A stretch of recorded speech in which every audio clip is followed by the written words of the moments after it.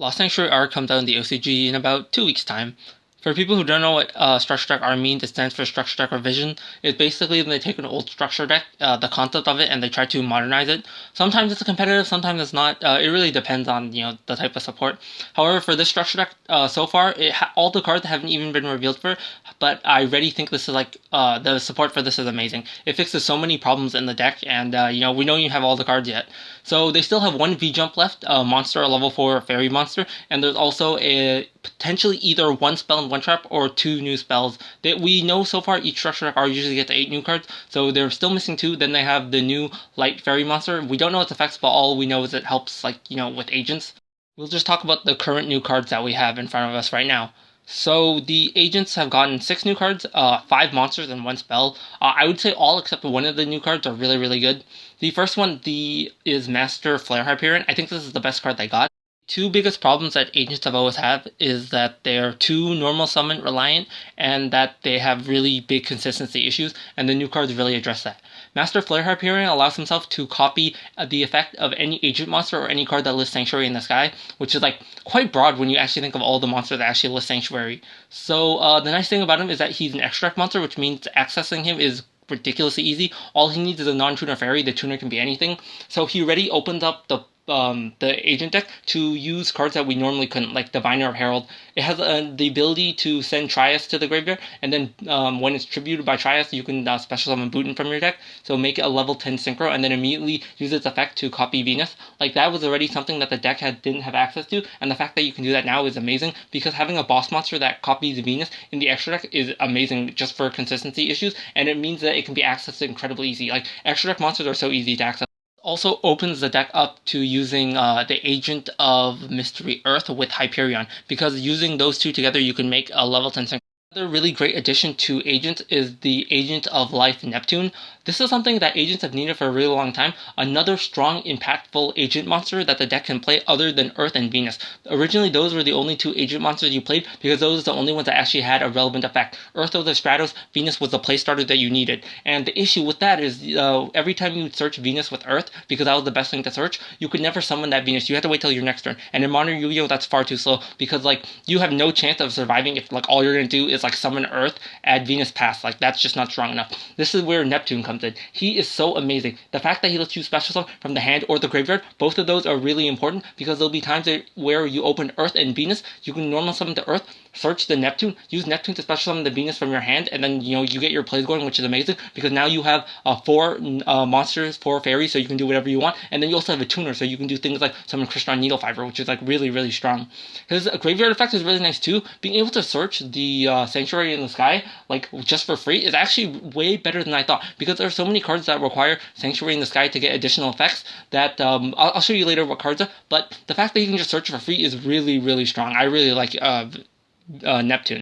GC Hyperion is also another really great addition to the deck. It's not as good as Master Hyperion in a sense because even though you can summon him from the graveyard, unlike Master Hyperion who can only be summoned from the hand, the fact that it's a hard one to return, meaning is that if you special summon it at all, you can't special summon it back from the grave, which is understandable. However, the reason you can only summon it once makes it kind of worse than Hyperion, because if you open multiple Hyperions, you can just summon them out. You can use Earth and Hyperion to go into Master Flare Hyperion and save the Master Hyperion for the Asmodeus, just you can pop it. It's a lot better because you special summon it from the graveyard, but because it's a hard one to return to summon it like that, we're only playing one of them. The next new card is the Sacred Water in the Sky. This is amazing. This just said add any card that lists Sanctuary in the sky, specifically in the text, or add Sanctuary, which is really easy. Unfortunately, can't search Venus, but it can search Earth. So if you open Earth and the Sacred Water, you can search Neptune with the Sacred Water and use Earth to search Venus, which is amazing. The deck list, I won't go through every card. I think you can kind of see it. I think I've explained a lot. Genex Ally Birdman is really, really nice because he's a level 3. So when you use any monster, you basically use a tuner, and then any other monster you make Needle Fiber. You can summon Birdman from your deck. And with the Asmodeus token, if you open the Hyperion route, you can pop Asmodeus, and he'll give you an Asmo and a Diaz token. The Asmo token is a level 5, so you can immediately make Warlord Savage Dragon, which is really, really nice. And then with the Asmo token, if you really want to, you can make the Pluto from your deck using Needle Fiber, which would summon Plague Spreader instead with the level 3 Diaz token. I personally don't think it's that strong. All he is a quick effect Book of Moon if you have Sanctuary on the field, which is like not that great. Just in testing, it was very, very weak. He was a synchro tuner as well, so I still don't think it's that strong either. There are some plays you could use with Ultimate to Zulkin, but like I personally don't think it's worth it. You could just make whatever synchro you wanted from this deck.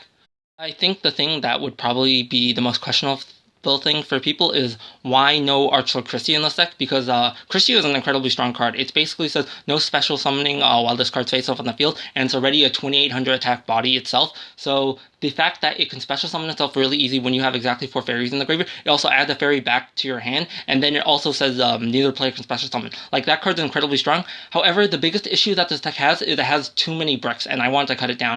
I'm doing instead is I'm using the artifact engine to get artifact scythe into my spell and trap zone. Then I'm using Crystron Needle Fiber during my opponent's turn to summon Wonder Magician, pop the scythe, and then synchro into Baroness to Flare. I think Baroness is an incredible insane card. What it does is it lets you pop a card on your turn, and then it's Omni Negate once while it's face up on the field. There's just a lot of things you can do with this, and then you can even summon it again during your next turn. If you have like another level 2 tuner, you bring back an Hyperion, and then just summon it again.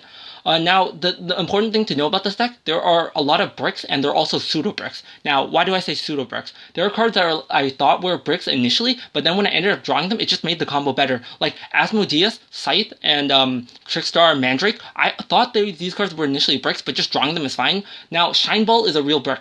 You never want to draw a Shine Ball. Same thing with the Sanctuary in the Sky. These are real bricks because, like, just drawing them makes the combo a lot worse. Asmodeus, Scythe, and Mandrake aren't actually bricks. I thought they were initially, but drawing them just makes the combo better because if you draw Asmodeus, you don't have to waste a card to search the Dark Lord link, and you also don't have to waste resources making the Dark Lord link. Same thing with the Artifact Dagda. If you just draw the scythe, you don't have to make the Artifact Dagda. That means you don't have to waste the monster summoning. Same thing with Trickstar Mandrake. I thought this card was originally a brick, so what you could do is you can play the 3 cards that kind of fit the mold of just being able to special summon themselves, because when we use Eva, we need to add 2 monsters. One of them has to be a monster that special summons another monster, either itself or a monster from the graveyard, because there will be some combos. Usually what you do is, when I do my Eva search, I search Earth and I search Neptune because I discard the Earth, so I have a tuner in the grave, and then I use Neptune to bring it back. But there are certain combos where you are forced to use your Neptune early, so you need another monster who will special summon itself. The 3 that I found were Wadapon, Trickstar Lilybell, and Trickstar Mandrake. Mandrake was the best because the other 2, if you draw them, they're completely dead. If you draw Mandrake, it's fine because you can just use your Eva search for like a Herald or something, and you discard that, and then it's fine because you need a monster. You 100% need a monster off the Eva search.